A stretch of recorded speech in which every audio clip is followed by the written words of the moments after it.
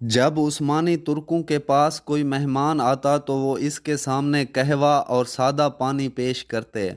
अगर मेहमान पानी की तरफ हाथ बढ़ाता वो तो समझ जाते कि मेहमान को खाने की तलब है, तो फिर वो बेहतरीन खाने का इंतज़ाम करते। और अगर वो कहवे की तरफ हाथ बढ़ाता तो वो जान लेते कि मेहमान को खाने की हाजत नहीं है।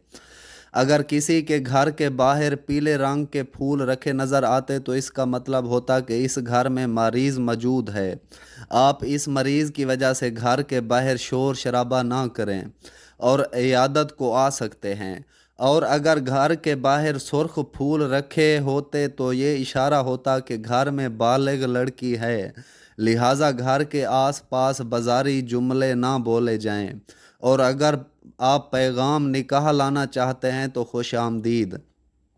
घर के बाहर दो किस्म के डोर बेल घंटी नुमा हथौड़े रखे होते थे, एक बड़ा एक छोटा। अगर बड़ा हथौड़ा बजाया जाता तो इशारा होता कि घर के बाहर मर्द आया है, लिहाजा घर का मर्द बाहर जाता था। और अगर छोटा हथौड़ा बजता तो मालूम होता कि बाहर खतून मौजूद है, लिहाजा इसके इस्तकबाल के लिए घर की खवातीन दरवाज़ा खोलती थी।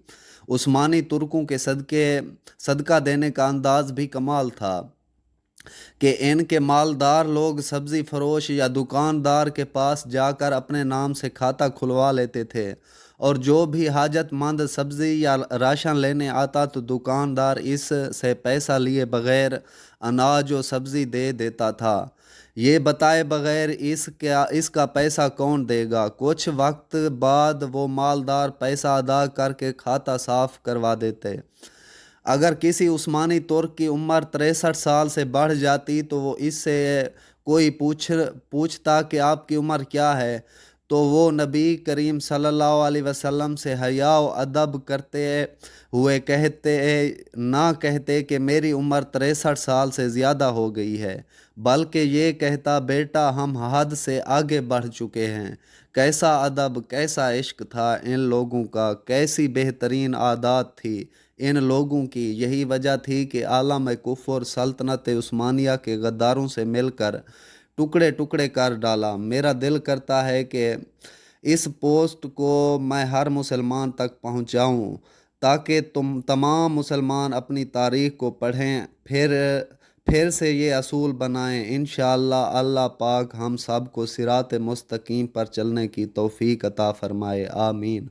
अगर आपको हमारी वीडियो अच्छी लगी है तो हमारे चैनल को ज़रूर सब्सक्राइब करें।